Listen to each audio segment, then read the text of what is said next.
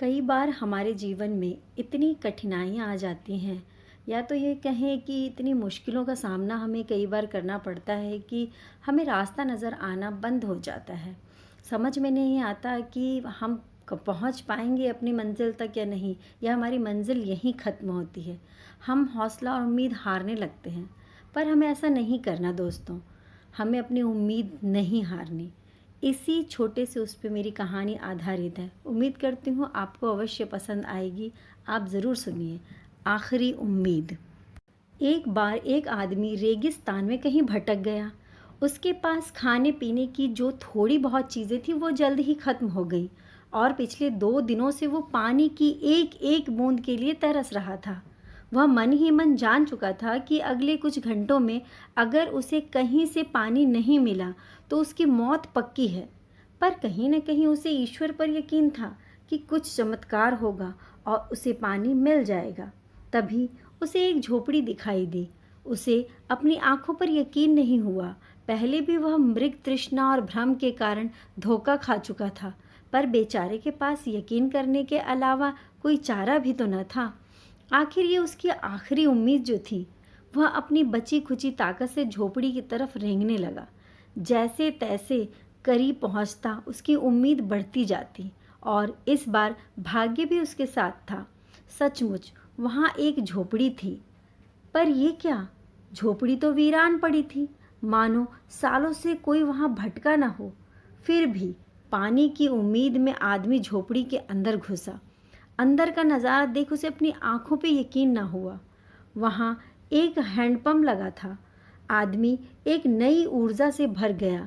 पानी की एक एक बूंद के लिए तरसता वह तेजी से हैंडपंप चलाने लगा, लेकिन हैंडपंप तो कब का सूख चुका था। आदमी निराश हो गया। उसे लगा कि अब उसे मरने से कोई नहीं बचा सकता। वह निढाल होकर गिर पड़ा। तभी उसे झोपड़ी के छत से बंधी पानी से भरी एक बोतल दिखी। वह किसी तरह उसकी तरफ लपका।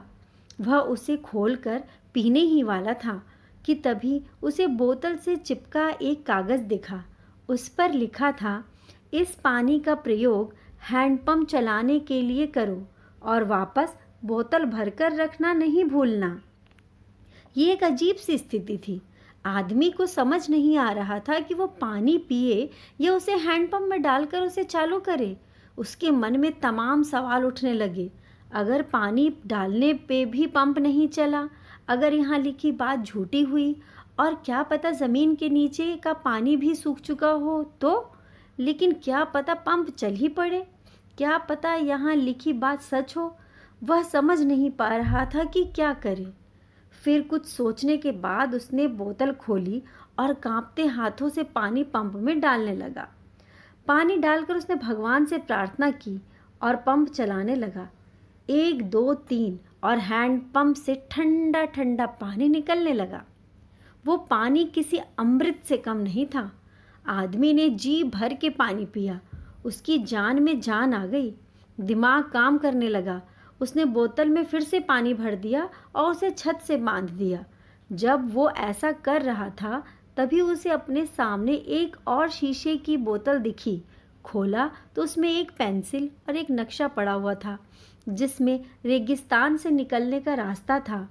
आदमी ने रास्ता याद कर लिया और नक्शे वाली बोतल को वापस वहीं रख दिया। इसके बाद वो अपनी बोतलों में पानी भरकर वहाँ से जाने लगा। कुछ आगे बढ़कर उसने एक बार पीछे मुड़कर देखा, फिर कुछ सोचकर वापस उस झोपड़ी में गया और पानी से भरी बोतल पे चिपके कागज़ को उतार कर उस पर कुछ लिखने लगा। उसने लिखा, मेरा यकीन करिए, ये काम करता है। मतलब ये हैंडपंप काम करता है। दोस्तों, ये कहानी लाइफ के बारे में है। ये हमें सिखाती है कि बुरी से बुरी स्थिति में भी अपनी उम्मीद नहीं छोड़नी चाहिए। और इस कहानी से ये शिक्षा मिलती है कि कुछ बहुत बड़ा पाने से पहले हमें अपनी ओर से भी कुछ देना होता है।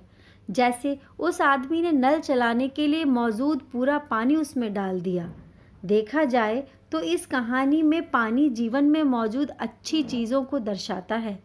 कुछ ऐसी चीज़ें जिसकी हमारी नज़र में वैल्यू है, किसी के लिए ये ज्ञान हो सकता है, तो किसी के लिए प्रेम, तो किसी और के लिए पैसा।